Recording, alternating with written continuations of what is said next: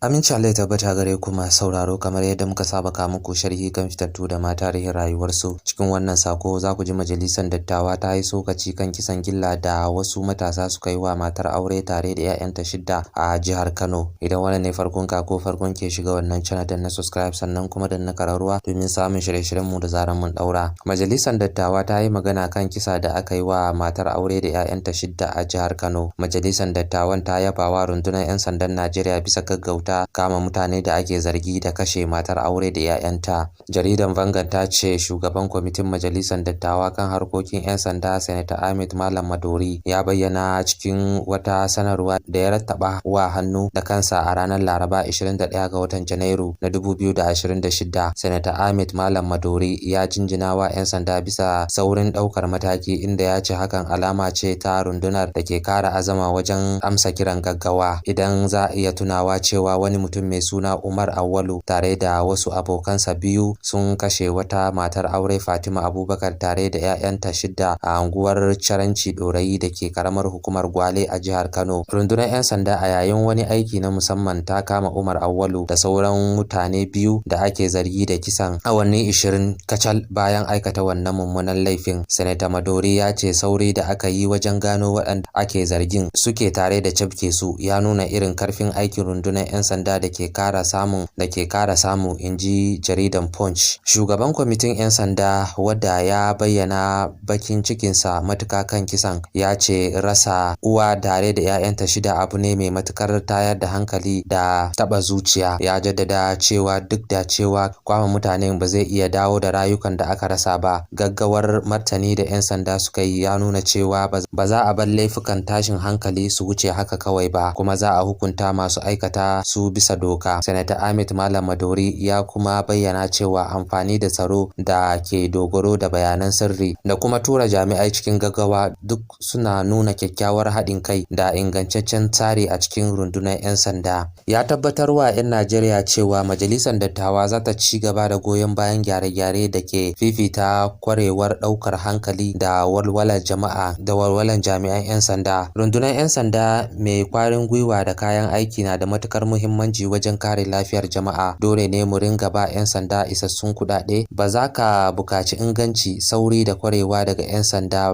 ba alhali ba ka ba su kuɗi da ya dace. Tsaro yana buƙatar kuɗaɗe, kayan aiki da mutane. Idan kuɗaɗe sun yi kaɗan, bincike zai lalace. Idan aka inganta samar da kuɗaɗe, saurin ɗaukar mataki zai karu. Bayanan sirri sun inganta kuma za a fi kamo masu laifi, inji Ahmed Malam Madori. Ya ce samar da kuɗaɗe yadda ya kamata na nufin samar da motoci, na'urorin sadarwa, kayan binciken kimiyya da horaswa akai-akai, tare da kula da jin daɗin maza da mata da ke sadaukar da rayuwarsu a kullum. Senator Ahmed Malam Madori ya kuma yaba wa al'umman Kano da suka bayar da bayanai da suka taimaka wajen nasarar binciken, inda aka jaddada cewa haɗin kan jama'a yana da matukar muhimmanci wajen inganta aikin 'yan sanda. Ya buƙaci 'yan ƙasa da su ci gaba da aiki tare da hukumomin tsaro ta hanyar bayar da sahihan bayanai da kuma goyon baya bayan dukkan matakan tsaro na doka. To masu sauraro, kar ku manta ku danna subscribe sannan kuma danna kararruwa domin samun shirye-shiryen mu da zaran mun daura.